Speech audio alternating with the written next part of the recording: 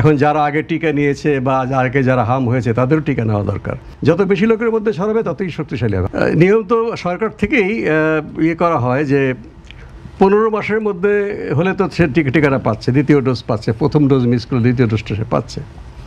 আর 15 মাসের বেশি বয়স হয়ে গেলে 2-3 বছর পর বা 4 বছর পর সে যে ক্যাচ আপ ক্যাম্পেইন হয়, সেই ক্যাম্পেইনে সে টিকা দিতে পারে। অথবা সে নিজস্ব উদ্যোগে তার অভিভাবক যদি টিকা কিনে এটাও পুশ করতে পারে। হ্যাঁ, টিকা পাওয়া যায়, আমাদের বাজারে পাওয়া যায়, সেটা কিনে চিকিৎসকের পরামর্শে সে টিকা নিতে পারে, এতে কোনো অসুবিধা নেই। সাধারণত হাম হলে হামের বিরুদ্ধে প্রতিরোধ ক্ষমতা তো হয়েই যায়। তবে সেই দেশে যেমন এখন আমার বাংলাদেশে হামের মহামারী হচ্ছে, এখন যারা আগে টিকা নিয়েছে বা আগে যারা হাম হয়েছে তাদেরও টিকা নেওয়া দরকার। কারণ যখন একটা মহামারী ঘটে তখন কিন্তু আগের প্রতিরোধ ক্ষমতাটা ভেঙে পড়ে। আচ্ছা। এবং সেই ভাইরাস যদি লক্ষ লক্ষ মানুষকে আক্রমণ করে খুবই শক্তিশালী হয়। কাজে সেটা আগের থেকে যারা প্রতিরোধ ক্ষমতা সম্পন্ন ওদেরকে দুর্বল করে ফেলে।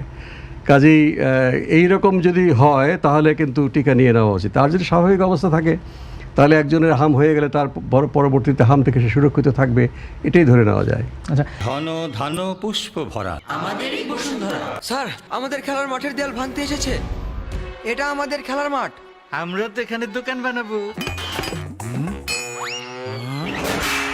কেমন দেয়াল? দেশের 1 নম্বর সিমেন্ট বসুন্ধরা সিমেন্টই তৈরি। দেশের 1 নম্বর সিমেন্ট বসুন্ধরা সিমেন্ট, প্রজন্মের বন্ধন।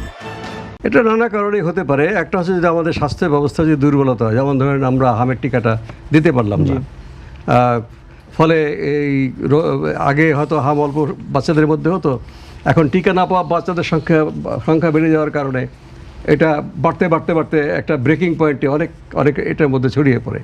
একটা নির্দিষ্ট সময় যে প্রথমে হয়তো প্রাথমিকভাবে হিসেবে দেখা গিয়েছে কোনো একটা পাড়ায় কতজনের মধ্যে এরকম যদি পাড়া করতে থাকে, মানে এটা জিনিসটা ছড়াতে যত বেশি লোকের মধ্যে ছড়াবে ততই শক্তিশালী হবে। আরেকটা হচ্ছে যে সেই ভাইরাস যদি তার জিনগত পরিবর্তন হয়, মানুষ থেকে মানুষে ছড়াবার জন্য যদি সে আরও বেশি মানে জেনেটিক পরিবর্তন হয়, সেই কারণে হতে পারে।